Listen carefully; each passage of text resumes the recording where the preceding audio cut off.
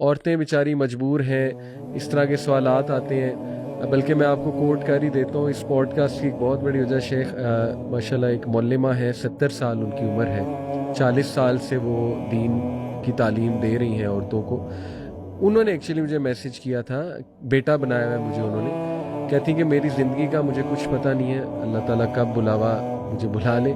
تو کہتی بیٹا آپ نا ایک کام ضرور کر جاؤ. بڑی ریکویسٹ انہوں نے کی کہ آپ کو لوگ سنتے ہیں تو آپ اپنے پلیٹ فارم سے بیٹا اس پر نہ کوئی پروگرام ضرور کریں. آپ مردوں کو سمجھائیں کہ عورتیں ہمارے پاس آتی ہیں ان کے پاس، اور عورتیں اپنے دکھ بھرے انسیڈنٹ سناتی ہیں کہ یہ عمل حرام ہے، اللہ کی لعنت ہے اس پہ جو اس طرح سے اپروچ کرتا ہے. نبی صلی اللہ علیہ وسلم کی حدیث ہے. تو مرد نہیں مانتے، ان کو یہ حدیث بھی سنائی جاتی ہیں، وہ مجبور کرتے ہیں، اور جب عورتیں انہیں بہت زیادہ منع کریں تو وہ طلاق دینے پہ آ جاتی ہیں.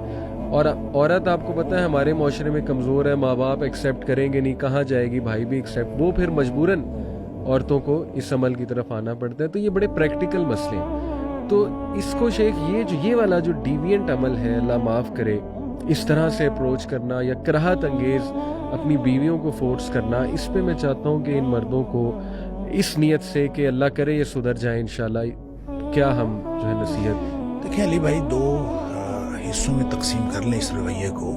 اس میں کچھ چیزیں تو وہ ہیں جو حرام ہیں، جو شریعت نے حرام قرار دے دی ہیں اور کلیئر کٹ حرام ہے. بالکل ٹھیک. اب اس کے بارے میں کوئی شخص کہے نہ کہے، کسی کی خواہش ہو نہ ہو، اس کے اوپر تو بات کرنا بھی درست نہیں ہے. وہ حرام ہے. جی. اب ظاہر ہے کہ اگر جس کو آپ اینل سیکس کہتے ہیں، یہ شریعت نے حرام قرار دیا، اور جو کرنے والا وہ لعنتی ہے، اور پھر جو شخص کرتا ہے اس کے بارے میں باقاعدہ سزا ہے. اچھا.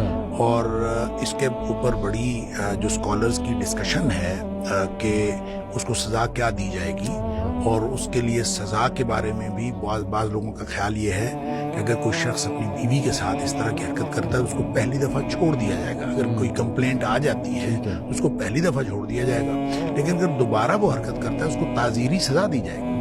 اچھا، اب اس کا مطلب یہ ہے کہ ایک حرام کام ہے اس اعتبار سے بھی کہ وہ اللہ نے حرام قرار دے دیا، نبی پاک صلی اللہ علیہ وسلم نے حرام قرار دے دیا. اور دوسری بات، جب یعنی معاشرے کے اعتبار سے بھی گویا وہ ایک جرم ہے، اسی لیے سزا اسی چیز پہ ہوتی ہے جو معاشرتی اعتبار سے کوئی چیز جرم ہوتی ہے. تو اگر اس کی کمپلینٹ ہوتی ہے تو اس کے اوپر جو ہے سزا ہے. لہٰذا حرام کو تو آپ بالکل، یہ تو ایک ڈیڈ لائن ہے، اس کی طرف تو ہم جا نہیں سکتے. وہ کوئی شخص خواہش کرے یا نہ کرے، اس کا مطلب جو یہ ہے کہ وہ اللہ تعالیٰ کی نافرمانی کی خواہش کر رہا ہے، اور اللہ کے رسول صلی اللہ علیہ وسلم کی نافرمانی کی خواہش کر رہا ہے. اور اگر وہ ایسا کر رہا ہے تو اس کو تو ہر صورت میں روکنا پڑے گا، اور بیوی کو سٹینڈ لینا چاہیے. اگر بیوی سٹینڈ نہیں لیتی اس کے سامنے تو بیوی غلط کر رہی ہے، اس کو سٹینڈ لینا چاہیے. آخر معاشرہ ہے، ہم معاشرے کے اندر رہتے ہیں، اور کوئی نہ کوئی اس کو کہنے والا، اس کا بڑا، اس کا کوئی بھائی، اس کا باپ، مرد کو کہنے والا. تو بیوی کو سٹینڈ لینا چاہیے، اور اپنے جو رشتہ دار ہیں ان کو ان کے ساتھ انوالو کر لینا چاہیے. اور کسی صورت